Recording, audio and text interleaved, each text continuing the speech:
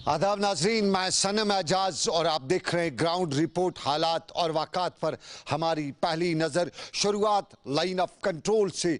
वो गोलाबारी जो पिछले साल शुरू हुई थी, जो उससे पिछले साल शुरू हुई थी, वो कल भी जारी रही, वो आज भी जारी रही। लाइन ऑफ कंट्रोल के पुंछ सेक्टर में गोलाबारी और इससे इस तरफ से एक फौजी जवान के ज़ख्मी होने की खबर है। बताया जाता है कि बाद में वो अस्पताल में दम तोड़ बैठा भी है। लेकिन लाइन ऑफ कंट्रोल की इस गोलाबारी में आम इंसानों के साथ साथ इमलाक का भी नुकसान हो रहा है। और पुंछ के इलाके में हुई इस गोलाबारी से पूरे इलाके में अफरा तफरी भी है। और यही माना जा रहा है कि दो मुल्क के दरमियान की तलखियाँ सबको रुला रही हैं, खून के आंसू बहा रही हैं। और ये सूरत हाल आज की नहीं है, कल की नहीं है, बल्कि ये सालों की सूरत हाल है। और इस सालों से चली आ रही इस सूरत हाल के बीच में इंसानी जानों का ज़ियां भी होता है। और पुंछ में आज के वाक़े ने एक बार फिर हिंदुस्तान और पाकिस्तान के ताल्लुकात दिखा दिए कि कहीं किसी अच्छाई की अभी भी कोई उम्मीद नज़र नहीं आ रही है। जैसे सुनने में आया कि हमारा यहाँ पे जो कृष्णा घाटी की तरफ क्रॉस बॉर्डर फायरिंग हुई है, उस क्रॉस बॉर्डर फायरिंग में एक हमारा फौजी जवान जो 39 RR का जवान था, मोहित कुमार सन ऑफ ताराचंद, जो रेजिडेंट ऑफ यूपी है, इसको सिर में जो गोली लगी थी और जिसकी वजह से इसकी डेथ हुई है। और यहाँ पे हमारा जो टीम ने पोस्टमार्टम वगैरह करके तो उसका जो है वो वास्तु के हवाले कर दिया।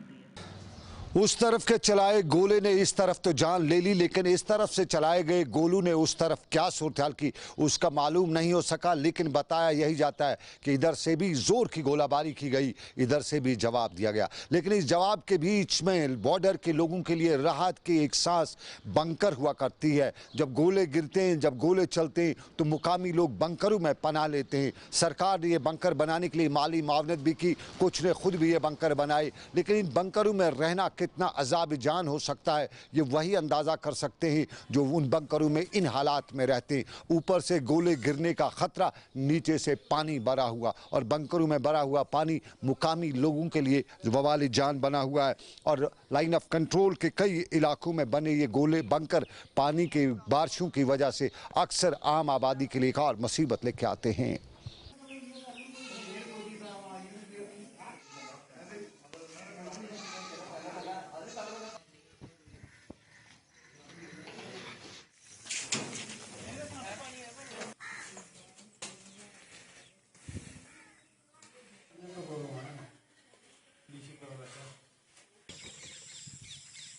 ये तो जब पानी बीच में बरस पड़ती है ना, तो पानी होता है, तो हम लड़कियां मेरी पानी निकालती है बीच में, तो फिर भर जाता है, फिर पानी निकालते। 2-3 दफा इसमें सांप, कितने कितने लंबे सांप है, वो बड़े थे हैं, वो भी बाहर निकाल दिए। क्या करें हम? ये तो बैंकर थोड़े बनाए, तो मौत बनाई हमारी। जब फायर चालू हो गया तो हम कहाँ जाएं? है तो हमारी हम ये कहना चाहते हैं कि हमारे जे है ना कंप्लीट होने चाहिए। पानी भरा हुआ है, कितना सारा पानी भरा हुआ है। अभी सीज फायर उल्लंघन हो जाए, फायर हो जाए यहाँ पे, तो कौन घुसेगा इसके अंदर? कहाँ रहेंगे माल मवेशी, आदमी कहाँ रहेगा? यहाँ पे कोई जगह नहीं, कोई वो नहीं है। आप देख लो, पानी भरा हुआ है बुरी तरह यहाँ पे। आधे बैंकर गवर्नमेंट ने बनवाए हैं, आधे आए नहीं है, आधे की मोन्टी बनी है, आधे बने नहीं है। कोई आता नहीं है यहाँ पे, कोई देख नहीं है, कौन आ रहा है यहाँ पे? कल को सीज फायर उल्लंघन हो जाए, फायरिंग हो जाए, तो कौन यहाँ पे घुसेगा? कैसे रहेगा कोई यहाँ पे? या गवर्नमेंट प्रशासन जिम्मेदार होगी हमारी फायर की? ये लाइन ऑफ कंट्रोल की सूरत हाल, लेकिन अंदर की सूरत हाल भी कुछ अच्छी नहीं है। एक निजी टेलीविजन चैनल ने MHA के हवाले से एक रिपोर्ट जारी करते हुए बताया है कि अब तक के 7 महीनों में, यानी इस साल के 7 महीनों में जम्मू कश्मीर में नए 90 मिलिटेंट हैं वो बने हुए हैं। और इसमें बताया गया है कि इसमें सबसे ज़्यादा मिलिटेंट हिजबुल मुजाहिदीन में शामिल हुए हैं, जो तादाद 45 की है। दूसरे नंबर पर लश्कर तैयबा की है, जिसमें 20 मिलिटेंट शामिल हुए हैं। और जैश मोहम्मद में 14 शामिल हुए हैं। 7 जो हैं वो अलबदर में, 2 गज़वतुल हिंद में और 1 ISJK में। ये एक निजी टेलीविज़न ने MHA के हवाले से खुलासा किया है। और ये भी इस खुलासे में बताया गया है कि माजी में मिलिटेंट यूजुअली सोशल मीडिया पर अपनी तस्वीर वायरल करते हुए मिलिटेंसी में शमूलियत करने का ऐलान करते थे। लेकिन अब मिलिटेंट्स ने ये ट्रेंड भी बदल रखी है और अब ऐसा कुछ नहीं होता है। और कुल मिला के कश्मीर की ये सूरत हाल 370 बदलने के बाद सूरत हाल, ज़मीनी सूरत हाल नहीं बदली है। ताहम BJP बहुत उम्मीद लगाई हुई है कि किसी न किसी वक्त, कुछ बहुत जल्दी ये हालत बदलेगी। तो ये तो चलता रहेगा, इन चीज़ों से कोई फ़र्क ज़्यादा नहीं पड़ेगा। आए रोज़ जहाँ ऑपरेशन हो रहे हैं, तो ये 1-2-3 महीने में ख़त्म हो जाएगा सारा। तो क्या आपको उम्मीद है कि 3 महीने के बाद कोई मिलिटेंट नहीं होगा? डेफिनेट कुछ नहीं होगा। तो आपका अभी दिल्ली दौरा भी हुआ, सीनियर लीडरान क्या इनका कंसर्न है इसमें? आप बड़े सीनियर लीडरान से पीएमओ में मिले वगैरह, क्या कंसर्न है जो रिक्रूटमेंट मिलिटेंसी की है और भाजपा कारकुनों पे कहीं हमले भी हो रहे हैं? देखिए, अभी मैं यही अभी बता रहा था कि ये ऑल वर्सेस बीजेपी जंग चल रही है। इसमें बहुत सारे लोग हैं जो इसमें मुलव्वस है, जो आपको भी पता है कि इसमें आने वाले दौर में आप देख लोगे तो 3-4 महीने में ये सारा खत्म हो जाएगा। ये लाइन ऑफ कंट्रोल की सूरत-ए-हाल के साथ साथ अंदरूनी मामलात, लेकिन अंदरूनी मामलात में सियासत, और सियासत में कल आपने देखा नेशनल कॉन्फ्रेंस ने मीटिंगों का सिलसिला जारी रखा है। कल भी मीटिंग की 8 नफरी, कल मीटिंग, आज भी 4 नफरी मीटिंग होने जा रही है और बताया जाता है कि इन मीटिंगों में नेशनल कॉन्फ्रेंस चित्त और पट वाला काम कर रही है, यानी ये भी पता करने की कोशिश करिए कि सरकार उनको कब रोकती है, कैसे रोकती है, और उसके साथ साथ ये भी नेशनल कॉन्फ्रेंस मालूम करना चाहती है कि ज़मीनी हक़ाइक़ क्या हैं। अपने लीडरान से मिल के आगे की सूरत-ए-हाल पर तबादला ख्याल किया जा रहा है और इसी हवाले से आज भी मीटिंग होने जा रही है और इस मीटिंग में क्या कुछ हो सकता है, कल का क्या कुछ हुआ, ये सब कुछ जानने के लिए सईद तजम्मुल ने पूरा खुलासा किया है। आज जिन लीडरान ने अंदर तशरीफ लेकर जम्मू कश्मीर की सियासत और नेशनल कॉन्फ्रेंस के बारे में कुछ बातचीत करनी है, उसमें कहीं ना कहीं चौधरी मोहम्मद रमज़ान जिनका ताल्लुक हल्का इंतखाब हंदवाड़ा से हैं, सज्जाद गनी लोन के मद्दे मुकाबिल जो गुज़श्ता इंतखाबात हुए थे वो इंतखाबात जीत नहीं सके थे। उसके बाद शमीमा फिरदौस लगातार मेंबर लेजिस्लेटिव असम्बली हबा कदल की नुमाइंदगी करती रही और कामयाबी के साथ उन्होंने वहाँ पर झंडे गाड़ दिए। उसके बाद मुबारक गुल जो कि जम्मू कश्मीर असम्बली में ईदगाह की नुमाइंदगी करते हैं, उन्होंने बहसती जम्मू कश्मीर स्टेट असम्बली के स्पीकर के तौर पर भी अपने फ़राइज़ अंजाम दिए। और साथ ही साथ जब हम जम्मू कश्मीर में दीगर लीडरान की बात करते हैं, आज की इस मीटिंग में आगा सईद रूहुल्ला जो कि तर्जमान आला और नेशनल कॉन्फ्रेंस के लगातार आगा सईद रूहुल्ला बडगाम कॉन्स्टिट्यूंसी से किसी भी पार्टी को वहाँ उभरने का मौका नहीं दिया, उन्होंने जीतें हमेशा हासिल की है। उसके बाद ये मीटिंग जो है कुछ देर बाद जो चलती रहेगी और आइंदा भी इस तरह से 5 बजे 5 अफराद नेशनल कॉन्फ्रेंस के बैठेंगे और ओवरऑल सम अप करेंगे कि किस तरह से जम्मू कश्मीर में जो सिचुएशन है नेशनल कॉन्फ्रेंस का रिवाइवल किस तरह से किया जाएगा। क्योंकि एक तरफ देखा जाता है कि नेशनल कॉन्फ्रेंस में भी कुछ लोग अपनी पार्टी के साथ राब्ते में हैं, सईद अल्ताफ़ बुखारी के, कुछ लोग कहते हैं कि पीपल्स कॉन्फ्रेंस के साथ राब्ते में हैं, कुछ लोग कहते हैं कि कई दीगर पार्टियों के साथ राब्ते में, कांग्रेस के साथ राब्ते में हैं, भारतीय जनता पार्टी के साथ राब्ते में हैं, यहाँ तक कि डिप्टी मेयर शेख इमरान जो पार्टी लॉन्च करने जा रहे हैं उनके साथ राब्ते में है। तो इसको पोस्टमार्टम करने के लिए, ओवरऑल देखने के लिए ये मीटिंग का सिलसिला नेशनल कॉन्फ्रेंस के कायद मोहतरम डॉक्टर अब्दुल्ला ने तलब की है। इसके बाद ये देखना होगा कि ज़रा इब्लाग से और बकिया जो डेवलपमेंट्स नेशनल कॉन्फ्रेंस में आगा सईद रूहुल्ला ने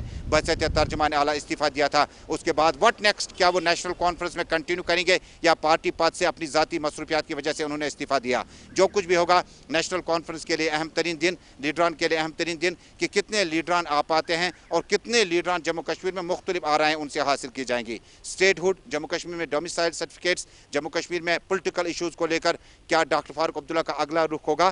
पहले दिन वो काफ़ी दिफाई पोजीशन में थे, आज के दिन में वो क्या बयान जारी करते हैं इसके लिए सबकी नजरें। लेकिन जो कुछ भी होगा फिलहाल सियासी एक्टिविटीज़ जो हैं वो लेफ्टिनेंट गवर्नर मनोज सिन्हा के जम्मू कश्मीर में आने के बाद, जिनने 3 बार न सिर्फ पार्लियामेंट चुनाव जीते, 3 बार मरकज़ में वजीर रहे, उसके बाद लेफ्टिनेंट गवर्नर की कुर्सी पर पहुँचते पहुँचते पहले इस दरवाजे का मुकफ़ल होना उसको खोल दिया गया और यहाँ से सियासी सरगर्मियाँ एक पार्टी की जम्मू कश्मीर से शुरू हो चुकी है। फिरदौस नजार के साथ Syed Tajamul, Gulistan television channel, Gupkar road, Srinagar, Kashmir. Syed Tajamul खुलासा करे थे सियासत के गलियारों का, और सियासत के गलियारों के साथ साथ आज जुम्मे का दिन था और आज आपको नाज़रीन बताएं कि नया इस्लामी कैलेंडर के मुताबिक नए इस्लामी साल का आज पहला दिन था, 1443 हिजरी और साल का पहला दिन, और नया साल सबको मुबारक हो। लेकिन इसके साथ ही आज से मुहर्रम के मुतबरक आयाम भी शुरू हुए हैं।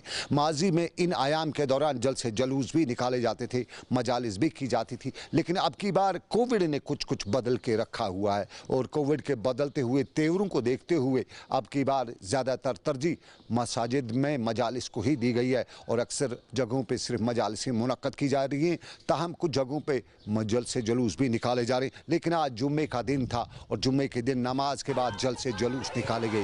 ये जल से जलूस मुहर्रम के जल से जलूस नहीं थे, बल्कि ये पुंछ के ये माफ़ कीजिएगा रियासी के उस शख्स के ख़िलाफ़ थे जो तौहीन रिसालत का ज़िम्मेदार है। और उसके हवाले से आज लोग हर जगह वादी कश्मीर की अक्सर मसाजिद में बाद अज़ नमाज जुलूस निकाले गए, नारेबाजी की गई, फ़िज़िकल डिस्टेंसिंग का ख्याल तो रखा गया, लेकिन नारेबाजी करते हुए सरकार को बताया गया कि ऐसे अशख़ास के ख़िलाफ़ सख्त से सख्त सज़ा होनी चाहिए। और अब तक इन लोगों के खिलाफ पब्लिक सेफ्टी एक्ट के तहत गिरफ्तार होना चाहिए। नारेबाजी में सर तन से जुदा करने की बात की जा रही थी, लेकिन सब लोग कहते हैं कि बाज़ाब्ता तौर पर कायदे और कानून के मुताबिक ऐसे अशख़ास जो मजहबी रवादारी के खिलाफ हों, जो आपस में नफरतें बढ़ा रहे हैं, उन्हें फांसी की सज़ा मिलनी चाहिए। और वादी कश्मीर के हर तरफ से आज नारेबाजी के दौरान नमाज जुमा के बाद यही बताया गया कि ऐसे शख्स अशख़ास को सोसाइटी में रहने का, जिंदा रहने का हक नहीं है।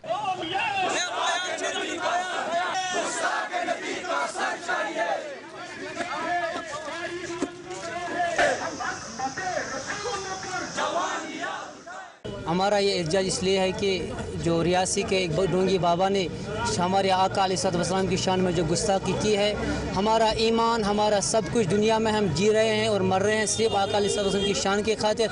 दुनिया को अल्लाह ताला ने बनाया सिर्फ मुस्तफ़ा की खातिर। हम मुस्तफ़ा की शान में एक ज़रा भी अल्फाज बदज़बानी बदगुमानी सुनना बर्दाश्त नहीं करेंगे। हम इसके लिए अपनी जानें कुर्बान कर सकते हैं, अपने सर कटा सकते हैं, अपनी औलादों को यतीम कर सकते हैं, अपनी घर वालियों को बेवा कर सकते हैं, लेकिन मुस्तफ़ा की शान में एक लफ्ज़ भी सुनना गवारा नहीं कर सकते। हमारा हुकूमत से मुतालबा है कि डोंगी बाबा ने हमारे आका की शान में जो गुस्ताखी की है उसको कड़ी से कड़ी सज़ा दी जाए। अगर ना हम एंड से एंड बजा देंगे, जब तक ना उसको सज़ा ना मिल जाए, हम राहत और सुकून से नहीं बैठेंगे।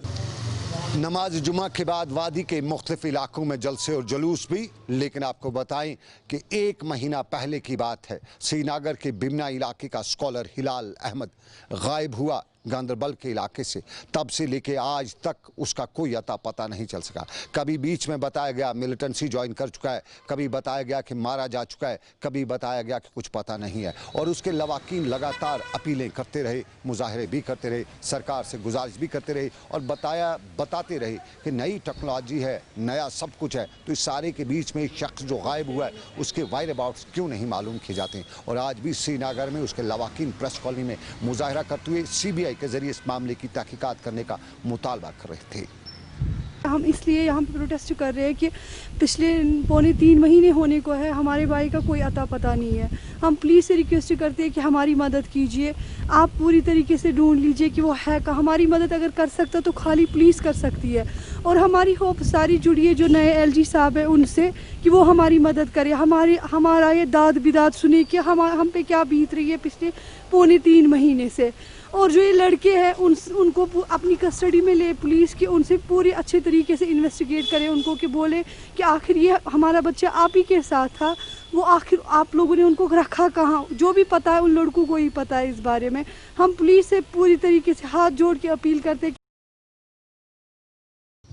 और बात श्रीनगर की, तो श्रीनगर में अब की बार एक कारनामा भी अंजाम दिया है। हमारा पायदान सफाई में पिछले साल 300 से ऊपर था, लेकिन इस साल हमारा पायदान यानी शहर श्रीनगर का पायदान 36 पे पहुंचा है। वो अलग बात है कि पहला नंबर सफाई सुथराई के मुकाम पे अभी भी हासिल करने से हम कोसों दूर हैं, लेकिन फिर भी 300 पायदान नीचे आना ये एक बड़ा काम है, काबिल एतराफ़ है, एतराफ़ करने के लायक है कि हम बड़ा काम कर चुके हैं। और इसी काम की जिम्मेदार श्रीनगर म्यूनसिपल कॉरपोरेशन है। और श्रीनगर म्यूनसिपल कॉरपोरेशन के छोटे से लेके बड़े अफसर तक सबने जो मेहनत की है उसमें आवाम ने भी उनका भरपूर साथ दिया है। और खुशी का मुकाम है कि हम 300 पायदान तरक्की तो कर चुके और इस तरक्की में अभी लेकिन बहुत कुछ करना है। शहर साफ सुथरा तो है, लेकिन अभी भी सफाई सुथराई पे पूरी तवज्जो देनी है। और सफाई सुथराई के साथ साथ शहर में बाकी हालात जो हैं उन पर भी नज़र रखनी है। और इसी हवाले से खुशी का इजहार सभी हलकों की तरफ से किया ही जाता है। कम अज़ कम सफाई सुथराई में हम किसी पायदान पर तो पहुँचे हैं। ये मैं क्रेडिट दूंगा पहले तो अपने सफाई कर्मचारियों को और उसके बाद उनके सुपरवाइज़रों को, उनके वार्ड ऑफिसर्स को और जो अमला बाकी काम करते हैं SMC में, उनको सबको क्रेडिट देता हूँ। तो क्योंकि उनने बड़ी लगन से और बड़ी जानफिशानी से काम किया, खासकर इस कोविड में काम किया। चूँकि ये जो सर्वे है ये 1 महीने का सर्वे है, 1 महीने पहले हुआ है सर्वे, जिसे लोगों को से पूछा गया सफाई के बारे में। और ख़ुद जो गवर्नमेंट ऑफ इंडिया की टीम आई वो शहर में जगह जगह फिर रही थी और लोगों से दरियाफ्त कर रही थी और ख़ुद मॉनिटर कर रहे थे शहर श्रीनगर कैसे साफ़ रहता है। और उस हिसाब से जो 36 नंबर हमें आया है, 300 तकरीबन 350 से ज़्यादा पहले नंबर था हमारा पिछले साल, इस बार हम 36 पे आए हैं। और कोशिश करेंगे हम अगले साल या जब भी सर्वे हो नया उसमें 10 के अंदर हम अपने आप को पाना चाहते हैं। शहर श्रीनगर सफाई सुथराई में किसी मुकाम पे, लेकिन आपको बताएं जुम्मा था तो जुम्मे के दिन मसाजिद में आज बड़ी तादाद में लोग आए थे।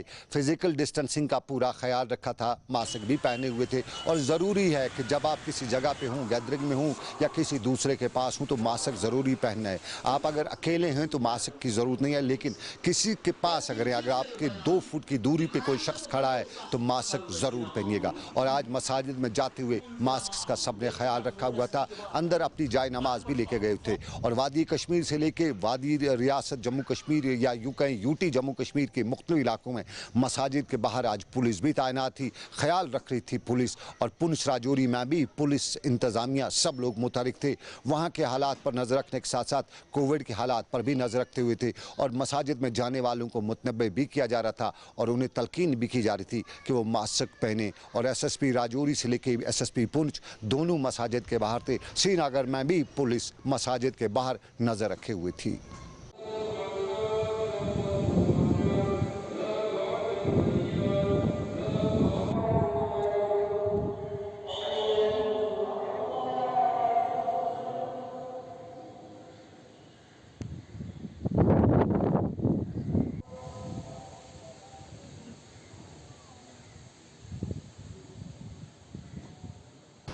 ये कोविड पर सरकार की नज़र और कोविड पर सरकार की नज़र शहर श्रीनगर में भी थी। ज़िला इंतज़ामिया श्रीनगर भी सड़कों पे थी, गाड़ियों की चेकिंग की जा रही थी, मास्क न पहनने वाले से पूछताछ की जा रही थी, कहीं जुर्माना वसूल किया जाता था, कहीं उसको समझाया जाता था। और ये सूरत श्रीनगर के शाल टैंक में भी थी, श्रीनगर के लाल चौक में भी थी, श्रीनगर के करण नगर के इलाके में भी थी। और जगह जगह आज पुलिस के नाके ना सही एडमिनिस्ट्रेशन के नाके लगे हुए थे और गाड़ियों की चेकिंग की जा रही थी, पूछा जा रहा था, मास्क के हवाले से मुतनबे किया जाता था, फिजिकल डिस्टेंसिंग का ख्याल किया जा रहा था। डिप्टी कमिश्नर साहब श्रीनगर के हिदायत से हम यहाँ आज इस वक्त खड़े हैं। यहाँ पे SDM साहिबा भी मेरे साथ हैं। हमने सुबह से यहाँ से चेकिंग स्टार्ट की है। आज आपने अखबार में देखा होगा कि एक मैरिज पार्टी में 45 लोग जो थे वो कोरोना पॉजिटिव निकले। इसलिए हम ये लोगों से ये रिक्वेस्ट करते हैं कि आप मास्क पहनिए, क्योंकि आपको पता है कि ये महामारी जो है, ये बीमारी जो है बहुत ख़तरनाक है। ये वायरस जो है ये फैलती है। मास्क के बिना अगर चलेंगे तो ये दूसरे को भी इन्फेक्ट करेगा और ख़ुद तो अगर होगा वो तो दूसरे को परेशान करेगा। इसलिए हमारे लोगों से यही, आपके माध्यम से यही रिक्वेस्ट है कि लोग मास्क पहने और सोशल डिस्टेंसिंग का ख्याल रखें। और अगर शादी कहीं पे हो तो मेहरबानी करके SOP का फॉलो करें। सर, अभी जो आपने आज ड्राइव स्टार्ट किया, क्या सर ये आगे भी ये ड्राइव स्टार्ट? कोविड पर सरकार का मुतनबा, कोविड पर सरकार की कार्रवाई, लेकिन कोविड के हवाले से सरकार की कुछ कार्रवाइयों पर सवाल उठते ही रहते हैं। ख़ास तौर पे हमारे प्राइवेट प्रैक्टिस जो डॉक्टर साहिबान कर रहे हैं, आज भी बड़े बड़े डॉक्टर सरकारी अस्पतालों के बजाय प्राइवेट अस्पतालों में प्राइवेट प्रैक्टिस कर रहे थे। वो दिन के 11 बजे भी कर रहे थे, 1 बजे भी कर रहे थे। और हमारे रिपोर्टर्स ने बताया कि नामी गिरामी डॉक्टर जिन्हें श्रीनगर के SMHS में होना चाहिए था, JVC में होना चाहिए था, सोहरा हॉस्पिटल में होना चाहिए था या दूसरे ज़िला मुकामात के डॉक्टर अस्पतालों में होना चाहिए था, आज वहाँ होने के बजाय प्राइवेट अस्पतालों में थे। ये वह कहानी पुरानी है, कई दिनों से है, तब से है जब से कोविड चल ही रहा है। लेकिन आज भी कुछ जगहों पे ये भी बताया जा रहा था कि सरकारी अस्पताल कोविड का ख़तरा बने हुए हैं। हर कोई सरकारी अस्पताल में जाने से डरता है, कतराता है, क्योंकि अक्सर मरीजों की ये शिकायत रहती है कि उनका जो कोविड का पेशेंट है वो पॉजिटिव हुआ है तो अस्पताल से। और बहुत से लोग ये भी बता रहे थे कि अस्पतालों में आज तो रैपिड टेस्टिंग है, फिर सरकारी अस्पतालों में जो डॉक्टर हैं, जो पैरामेडिक्स हैं, उनके रैपिड टेस्ट क्यों नहीं किए जा रहे, उन्हें क्यों कोविड के हवाले से ये खबरदार नहीं किया जाता है कि वो पॉजिटिव हैं या नेगेटिव हैं, ताकि लोगों में खौफ डर जो है वो भी है। यूजुअली अस्पतालों में देखा गया है कि जो भी डॉक्टर अगर उसको सिम्टम्स आते हैं तब उसका टेस्ट किया जाता है। क्यों ना मशवरा ये भी है कि सभी डॉक्टर्स का, पैरामेडिक्स का टेस्ट किया जाए, रैपिड टेस्ट किया जाए, ताकि जो कहीं सस्पेक्ट हो उसको अलग किया जा सके। लोगों में ख़तरा है अस्पतालों में, और अस्पतालों में ख़तरे की बात करते हुए बहुत से लोग अस्पताल जाने से कतराते भी हैं। लेकिन तालीम के मैदान पर बहुत से सवाल उठते रहते हैं। हमारा तालीम में इनरोलमेंट का ग्राफ काफ़ी गिर चुका है। ताहम पट्टन में आज महकमे तालीम की तरफ से माजूर बच्चों के लिए एक प्रोग्राम भी मुरतब किया गया और इस प्रोग्राम में इन बच्चों को तालीम की तरफ राग़िब कराने के गर्ज से इक़दाम उठाए गए। बच्चों में इनामात भी तकसीम किए गए और उन्हें तरगीब दी गई कि वो तालीम हासिल करें।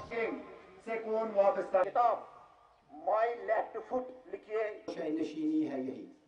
कहीं से भी कोई मैसेज करते हैं, सीओ साहब हमेशा ऑनलाइन रहते हैं, अवेलेबल रहते हैं।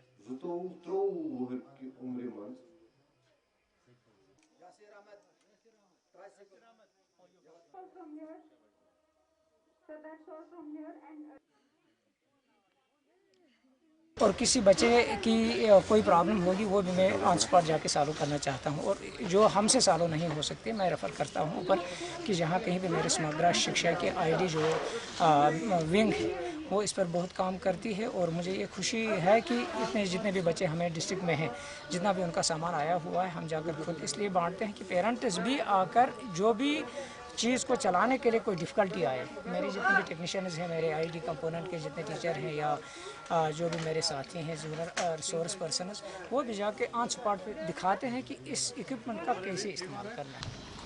बात जब पटन की तो बिजली के हवाले से भी हम आपको बताते चलें। पुलवामा में परसों एक मामला आया था, बिजली के बिल पे हंगामा हुआ था, एफआईआर हुआ था, प्रोटेस्ट हुआ था, सब कुछ हुआ था। लेकिन पटन में भी एक सारिफ को 86,000 रुपये का बिल आया है। वो रो रहा है, वो बता रहा है कि 86,000 की बिजली उसने कब इस्तेमाल की, लेकिन बिल आया है और बिल है कि सर चढ़ कर बोलेगा।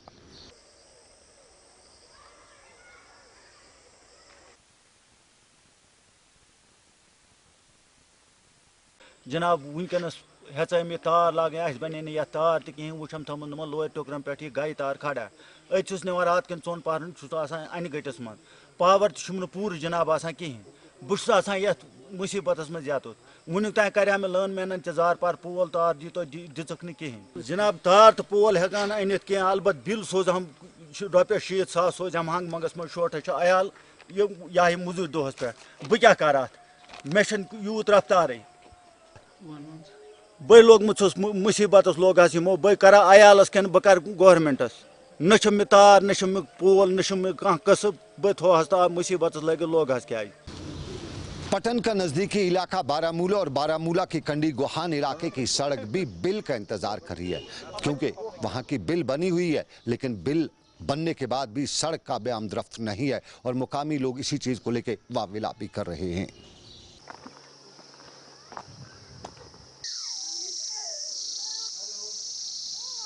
कोई खास मतलब वैल्यूएबल नहीं था, वैल्यूएबल कोई ऐसा बैक टू विलेज नहीं रहा। 2 बार मैं आया, 2 बार मैंने अटेंड किया। मैं नंबरदार हूँ विलेज गौन का।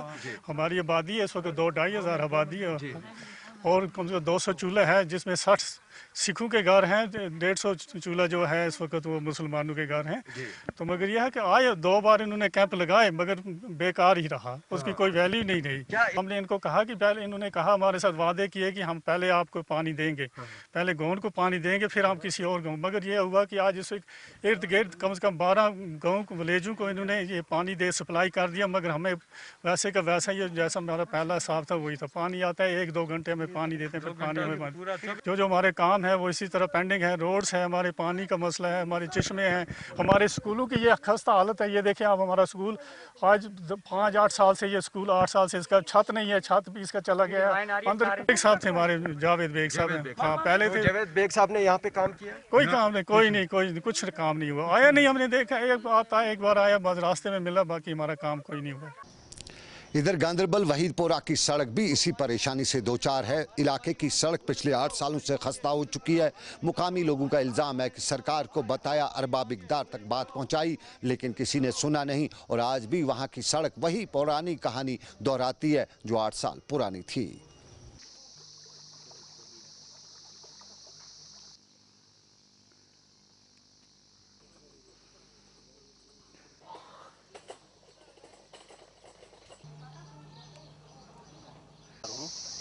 पिछले 8 साल से तकरीबन 2007 से लेकर अभी तक इस रोड के बारे में पूरे गांदरबल मनी सेक्रेटरी के चक्कर काटते आए, जिनका सबूत मेरे हाथ में है। मतलब पिछले बार यहाँ इस पॉइंट पर जहाँ से हम इंटरव्यू देते, इसी पॉइंट से 2 एक्सीडेंट हो गए मोटरसाइकिल के लिए, उसमें से एक बच्ची भी थी, शायद वो अभी भी जख्मी है।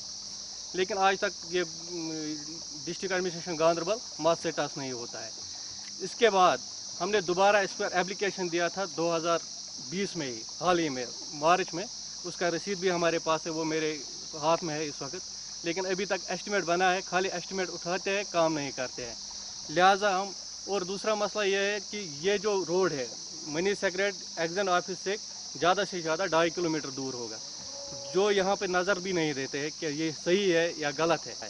लिहाजा आपकी वसादत से मैं पुरजोर अपील करता हूँ डिस्ट्रिक्ट एडमिनिस्ट्रेशन गांधरबल को, गुलिस्तान न्यूज़ की वसादत से, कि वो उस पर ताउन दे। 8 साल पुरानी सड़क गांधरबल के वहीदपुरा की, लेकिन कुलगाम के राजनू की सड़क और उसकी खस्ताहाली पर मुकामी लोगों का मुतालबा था कि कभी मैकडम बिछाया करता था, लेकिन उनकी किस्मत में मैकडम नहीं है। बार बार मुतालबा किया जाता है कि उनकी सड़क खस्ता हो चुकी है, मैकडम बिछाया जाएगा तो सड़क शायद संवर जाएगी, लेकिन सरकार है कि मैकडम नहीं बिछा रही है।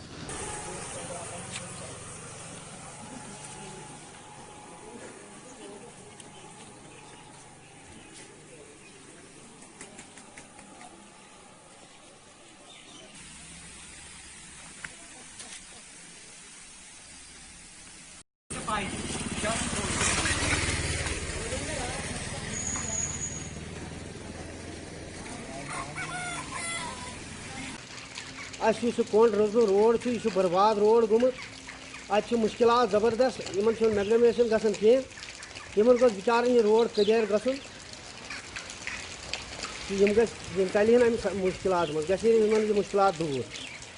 मेहरबानी कर गवर्नर इंतजामिया कर गुजारिश यह रोड गोस कंप्लीट गसन।